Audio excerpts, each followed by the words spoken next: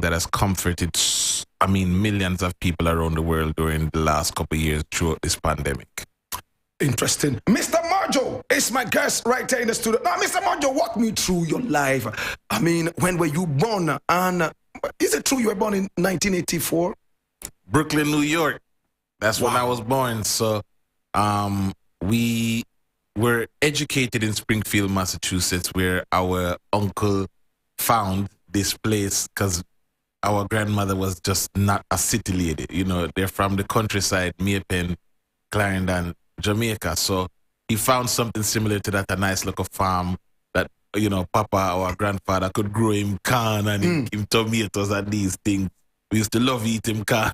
Wow. Wow. Yeah, so that's a little bit of the upbringing of Morgan heritage, being born in Brooklyn, New York, and being educated in Springfield, Massachusetts. Is it true your father had about 30 children? That is correct, yes. 30 children. How was it like coming out of a family of about 30 children? Well, the most that was in the house at one time, I believe, was either 17 or 19 of us, because as the older ones went off to college, new ones were being born. So it was a revolving door, you know. So we grew up with two mothers in one household. My mother, rest in peace, Sister Pearl, was on the first floor. Peter mother, Sister Tati, was on the second floor. And then the older kids was on the third floor. Right. The basement was our playground. Wow. When it was bad weather outside. And the little kids slept on the same floor with the mothers in the other bedroom across from them. So it was very fun growing up for us. You know, we were very imaginative. We didn't have video games, cell phones, and all these things to keep our attention. You know, we engaged each other. Did you lack anything, especially that you had such a huge family of children, over 30 children in one family? We lacked seconds. What? Yeah, you know, when you eat food and you want more trauma, there's none left. The food done. That's a whole heap of people that eat. So, other than that, we lacked for nothing, man. We woke up every morning, give thanks to the Most High together as a family, because we believe the family that prayed together stayed together. That was 6 o'clock every morning before we got to school. So we had the presence of the Most High in the home. Our parents made breakfast for us before we went to school. So we had the love and guidance of our parents, and we had the love and support of each other. I believe that all 30 children were not from one woman. They were from a number of women, right? Yeah, I mean, my father migrated to America. He left his wife in Jamaica with 3 girls and a boy. Upon leaving Jamaica, he just decided to have a very good time and got 3 other women pregnant within the same year. Oh, wow. Upon his departure. 2 he knew about, 1 he discovered later, but eventually he brought them all to America. We all grew up together. And, you know, after my mother passed away, he met another mother, Gil, and had 6 more children. And that completed the Trinity, 30 kids. How did you start the idea of the Morgan Heritage? I mean, a family of about 30, and Morgan Heritage is only about 5 family members in there. Right. So you have Morgan, which is the family name, right? And Denry Morgan had a musical career. He was the best friend of Toots. I mean, he was closer to, you know, our Uncle Toots, rest in peace, than he was with some of his blood brothers, you know? Michael Asher, you may know him, is our Uncle Mikey, who spent a lot of time here in Ghana, was one of his closer brothers who lived with us, and we were close with, but that wasn't the case for all of them. So for our father, it was like, okay, I want to do music, and I don't have the support of the family, but I have my children. So he put everything into us. We were 10 members at once, and as other kids got older, they fell off and went on to do other things, went on to college, decided that they didn't want to pursue music as a full-on career, even though they had the gift, because we all get the gift, but it's up to those to nurture it. And after we were released from MCA, we had another cycle of growth where our 3 older brothers, Jeffrey, David, and Junior, Denry Morgan Jr., now life started to kick in and music wasn't making money yet. So they had responsibilities that they had to cater to and moved on to focusing on, you know, life. Right. And that left 5 of us. Yuna, the only female in the group, Luke's, Peter, Gramps, and myself. And in 2015, Yuna fell sick after we did a tour in America with some of our brothers, the Marleys and brother Taros Riley. And since then, she hasn't returned because health is more important than trying to run up on the road with her younger brothers, because she has children to live for at the end of the day and guide them on their journey to success.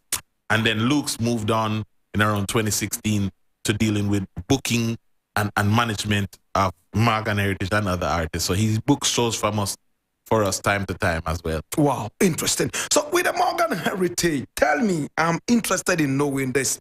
When you go out and play a gig, how do you share your money? Well, first we pay our bills, you know. That's very important to the best of our ability. That's why we do it. But we share everything equally. Equally? Wow. Yeah, definitely. Oh, wow.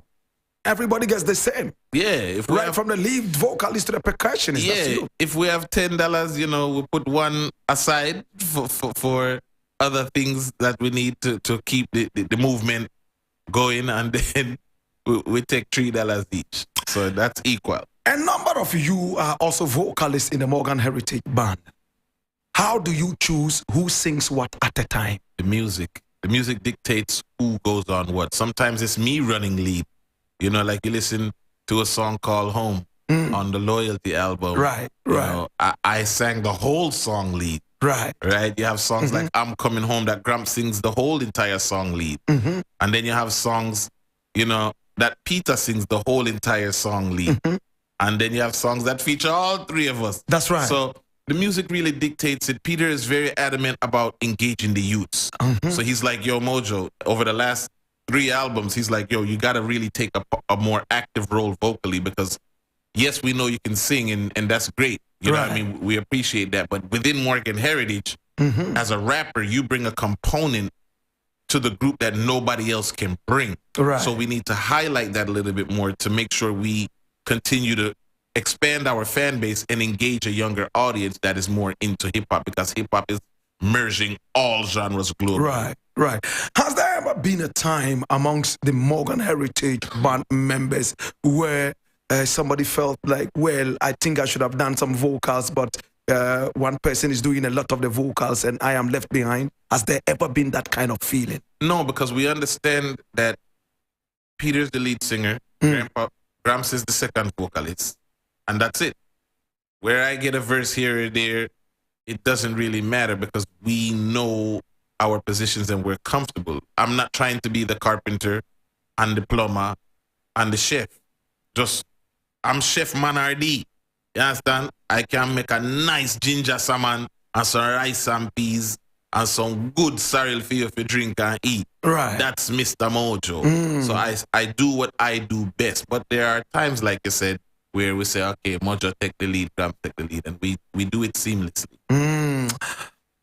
Mr. Mojo is my guest right here in the studio. We're talking on 92.7 in Living Stereo. Okay, you can also log onto our Facebook page where it is being streamed live. We're also on Instagram, also on Twitter, and of course on YouTube. Mr. Mojo of the Morgan Heritage is in the house. So this is the song he's talking about. 1, 2, 3, 4.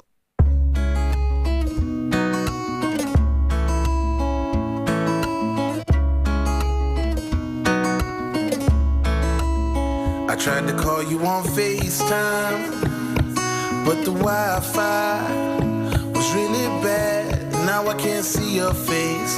That made me really sad.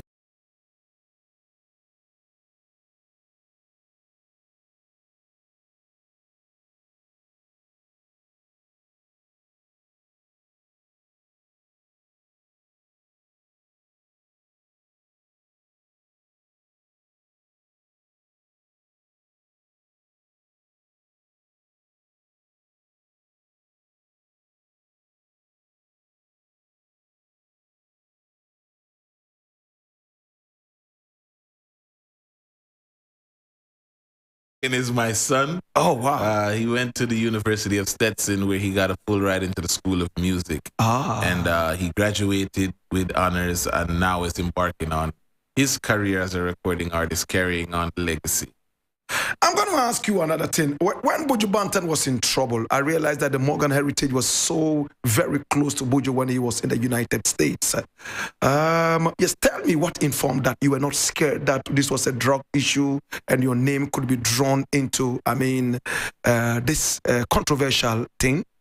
No, because if your family, you can't choose your family, right? When we met Buju in 1999 and he brought us on tour, actually 98, and he brought us on tour in the UK and gave us a chance. We can never repay him for that. So if it's just to answer a phone call and to be that ear of support or to go check on his family, make sure everybody is good, Gramps was that person for him. You understand? Because they became really close over the years as we were working together, touring together, playing music together, writing songs together, and sharing moments about real life together, life's experiences together. So your friend gets in trouble or your brother gets in trouble, you throw them away. That's not how we're built. You don't choose your family. It's who we are. So It's who we are. even if it was murder and they found him guilty, we would still be there to support him and say, man, you shouldn't have done that, man. You got to make amends, do your time, and keep your head down, protect your neck, stay out of trouble. And if you're able to get out of here one day, make things right with that family. He was convicted on drug charges. Would you still say the same things to him? You shouldn't have done that. You have to make amends. I can't tell him what he shouldn't have done because I don't know much about the case in terms of what he was convicted of or the intricacies of it. Gramps would I better know. But at the end of the day, for me, no man is perfect and no man is above reproach. So if we can remember our little thing that our father always taught us, that a righteous man is not a perfect man, a man or a woman on the path of righteousness. Wonderful. Mr. Mojo is my guest. And of course, he's from the Morgan's Heritage. Now, you have toured around the world. Tell me one country that you feel was unique or is unique anytime that you go to that country and perform. Man, every place is unique. It's hard to say one is more unique than the other because every country has their own audience. Like, let me tell you about Italy, for example. Italy is a country of Caucasian people, right? It's in Europe. Right. But our audience in Italy, especially in the northern part, in Milan, we would 2,000 people would be in the venue and 1,500 people is from Gambia or West Africa. Wow. You understand? So that's very unique to know that we can be in a foreign land, but our people are the actual backbone and support force behind our music. It makes us feel very good. And that's why you see we are here right now today in Accra, Ghana, making sure that this new music, this Afrofusion album that's coming April 21st with the lead out single Who They Like You, featuring Bounty Killer, Stone Boy, Baby Sham, coming March 17. You better go on your favorite streaming platform and pre-add it, pre-save it, because it's going to be crazy. And the music video was just filmed in Jamaica yesterday, and I filmed my part here in Ghana over the Interesting. weekend. Yeah. Is that why you are in Ghana? That's why I'm here.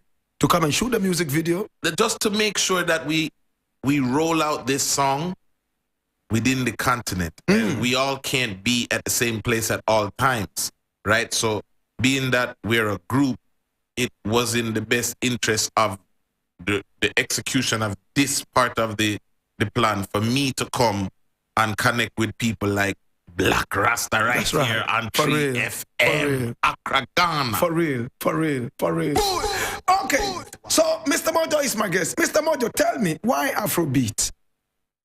It's not Afrobeats, right? It's Afrofusion. Okay. Where the sounds of Africa meets the sounds of Jamaica. You understand? And the sounds of Africa is bigger than Afrobeats. That's right. Because when you talk about a region like Central Africa and a sound that was coined by a group of brothers called the Bense Brothers, those Bense guitars you'll hear on the album, but it'll be on an Afrobeats rhythm. So we're fusing all these different sounds, whether it be bongo flavor from East Africa, amapiano from South Africa, Mbube, choral, Zulu, traditional hymns, or it be the Baifal sound from Senegal. There's a lot of subgenres that Africa has to offer the world and has been offering the world. But due to the meteoric rise of Afrobeats over the last 5 years, everything is being hurdled under one umbrella and saying, yeah, music from Africa is called Afrobeats. So as students of the music, we want to bring a little clarity to that I'm starting to realize that even some of the ambassadors of this space, which is, I'm referring to African music, don't even understand these differences. So if that's what we have to contribute to the African music industry, then we've done our job. Interesting. Would you ever do Afrobeat?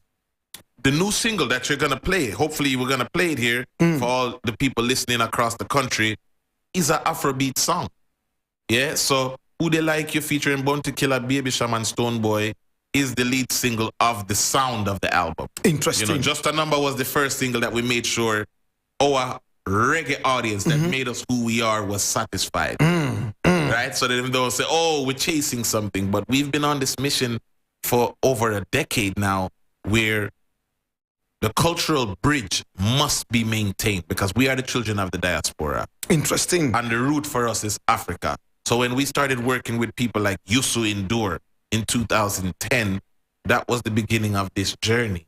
And here we are today where, you know, there is a sound from Africa that has now become pop, mainstream culture globally. And we're proud of it. We feel good. We are very proud of it. No two ways about that. Mr. Mojo is my guest. Okay, so Mr. Mojo, I've spoken with a number of Jamaican artists who are not based in Jamaica. And a lot of them tell me they don't get the right support from Jamaica, basically because they are not based in Jamaica. Do you have that with the Morgan Heritage? I know you are not based in Jamaica. We are based in Jamaica. Really? Yeah, we have our estate in St. Thomas, Jamaica. Coming into your live, you know, when Skelly Lion always I introduce you all the way from the hills of St. Thomas, Jamaica. Oh, really? You moved from America? Oh, chill. Yeah, from 1994. Oh, when our dad was getting sick and the doctor said, you need to slow down, Mr. Morgan, he found a place called Bath in St. Thomas, Jamaica. Now, this is a place where you can find hot water that is hot enough to boil an egg, but it will not burn the skin off your body. St. Thomas? It was St. Thomas, Jamaica, in the eastern part of the island. So when you land in Kingston, just head east, make a right turn, and you will discover the magic that our father brought us to as a family. And we've been there for close to 30 years now. And in St. Thomas, you will discover the healing powers of this water that was discovered by a slave that escaped his master's hand looking for refuge. And that became a place of where the slaves would gather to heal themselves of the afflictions that have been put on them from the slave master. Do you remember the name of this slave? I don't remember the name of the slave, to be completely honest. All right. But now you sent me to work, so next time I see you, I'll have to find out the name of this slave. For real. For real. All right. So, yes, they have a very brand new single, which I'm going to be dropping in no time. It's going to be dropping very soon. Now, tell me, which is your favorite Morgan Heritage song? Man. I would have to say the song that moves me, because we do a lot of concerts year to year, the song that moves me the most is Works to Do. Wow. I even shed tears sometimes during that performance, and very few moments during that song I opened my eyes because we missed a lot of moments in our older kids' lives because of the work, because of the mission that we were on. And give thanks to the Most High, they still love us, you know, no less. You know, they understood, and their mothers love us no less. Even if those relationships have ended, we're still grateful for what they gave us, not just in our children, but for the understanding and the love and the home that we would go back to throughout those early years of our career out of Jamaica. So, you know, now when we perform that song, some of those little things go through my mind. Man, I missed the first step. I missed the first word. I missed the first day of school. But we understand that we have a work to do. Works just choose I and I to do. You understand? Okay, so this is the song.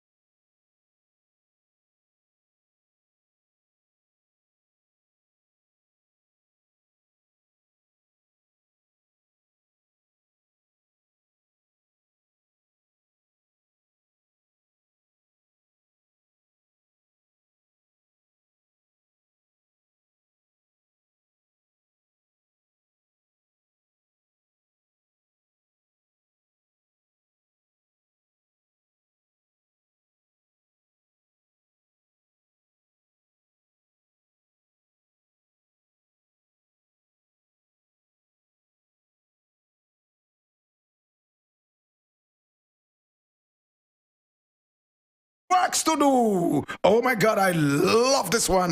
Not bad at all. Yeah, man, we give thanks, man. Do you always record in Jamaica? Yeah, we record in Jamaica when we can. I see tears in your eyes, Mojo. Yeah. I don't listen to my music often. Oh my God. Yeah, we don't get high on our own supply, but I told you. That's why I don't listen to my music. Wow. Yeah, this one is a good one, really great one, just like the others.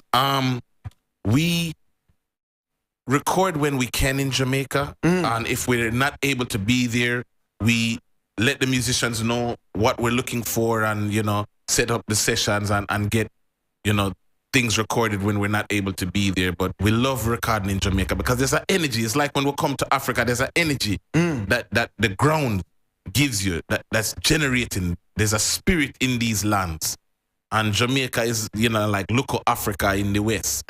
So we always enjoy the creative process when we're at home. Right. Recently, Stonebwoy made a statement, and Grams and some other people had to come and defend him, saying that reggae music is actually from Africa and all that. I'm not going to ask you about it. But a lot of Jamaicans are really threatened about Afrobeat. I listen to a lot of Jamaican radio stations, and it's bad vibe.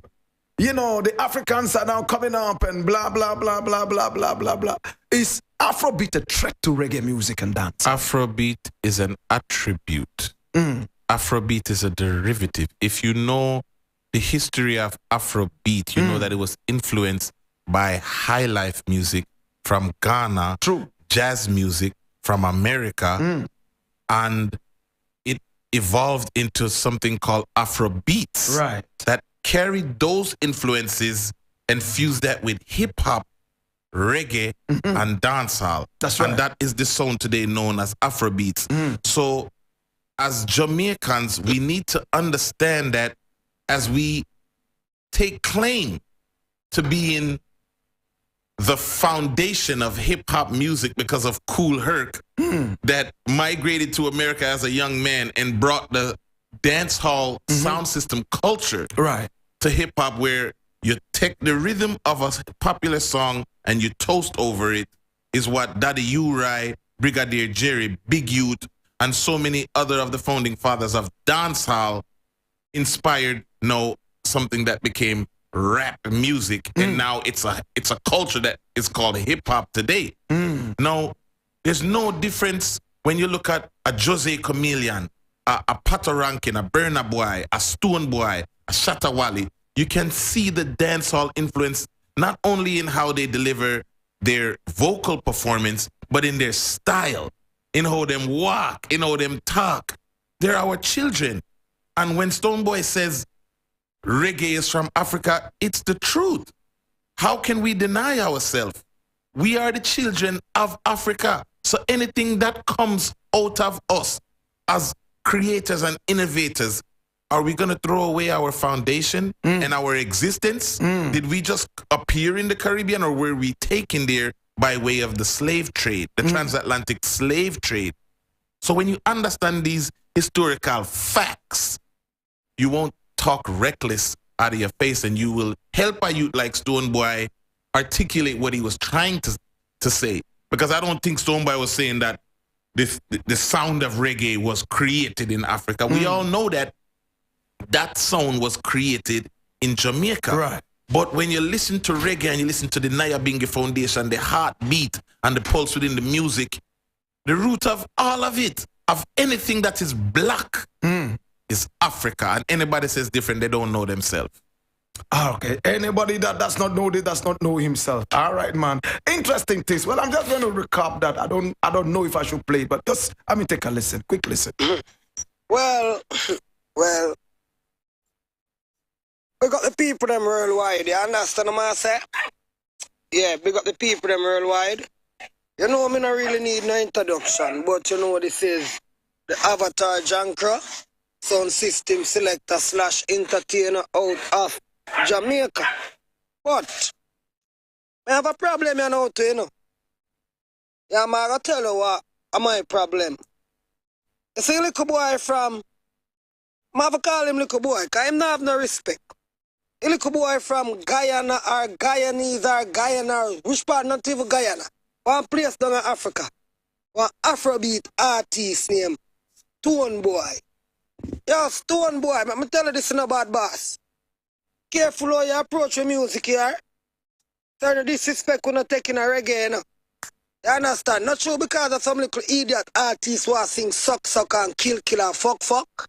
Make Uno reach a Grammy and make Uno reach a what you call the Billboard and then take off reggae fight. But please, Dan, don't tell nobody about our music. Reggae music belong to Africa. Don't do it, brother. We are mixed race down at this.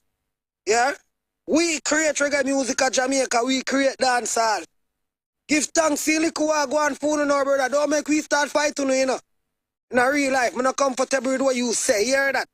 You come make claims about reggae belongs to Uno, brother. Behave on yourself. Because we stop play Afrobeat down at this bumbuck lot here, yeah? And mark me right. Stone Boy, fix up your argument, man. Reggae belong to us. Blakk Rasta!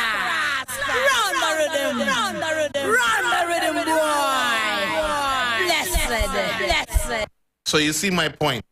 You see my point. How can hip-hop belong to Jamaica Right. and reggae not belong to Africa? Interesting. If you're traveling the lineage, we're talking about lineage, right? Right. That there are sounds that influence other sounds. Reggae influence Afro dancehall. Yes. Stoneboy is an Afro dancehall. Right. He's by the genre alone. When he says he's Afro dancehall, he's paying homage True. to the creation from Jamaica, which is reggae and dancehall music. Right. He could never take away that by saying reggae belongs to Africa. Reggae belongs to Africa. All things black belong to Africa. Because when these designers are taking the patterns from Africa and making them famous, right? We're not going to give them a platform and promote them. But anyone that's a student of history and knows the textiles from across the continent, when you look at these patterns on these major designer brands, you're like, wait a second. I remember that from so-and-so village. Or that is from this region in Africa. If you just do a little research, Google is a great tool today. The argument is that it's not only black people who are in China, who are in Jamaica. We have Chinese in there and Indians in there. So when you say reggae music is from Africa, it's like you're cutting out the Chinese and the Indians. Just briefly before I drop this one. Yeah, so here's the thing, right? Yeah. No matter where you come from, as long as you're a black man, you're an African. And if you're Chinese, you're Chinese. You understand? Yeah. So fine, you go mix up. You now become part of whatever you mix up with and part African. And when you understand that, like I said, they don't know themselves. And this is no disrespect to the lion that you just played that audio of. But you as a Rasta man or a black man, Marcus Garvey say, return back to Africa. It's the home of our ancestors. The Rasta man say, repatriate back to Africa. It's the home of our father in Addis Ababa, Ethiopia. And then we are going to say, our music don't belong to Africa. Come on, man. Our music is for the people. For real. For real. Mr. Mojo, this is the song. Who Dare Like You? Featuring Bounty Killer. It's Bounty Killer. And Stone Boy as well. Music. Mr. Mojo, this is where we may have to drop it. In fact, I will need you again for a 2-hour stretch. I mean, the man is deep and I need to hear the man again. Are you available? Yeah, we said it when we come back with Gramps and Peter, man. Yeah, man. All right, man. So your final words, you know, to the people, them at least for now, as this one rolls. Live and let live, man. You understand? Love is the order of the day, man. We love you all. Ghana, Africa. Thank you for being so embracive towards the Morgan heritage family, and we will continue to do our part to wave the flags of Africa and the flag of Jamaica high as we trod the world doing our work, doing the Father's work. Thanks so much, Mr. Mojo. Love, love, love. And this is Who Dare Like You? Big tune. Listen.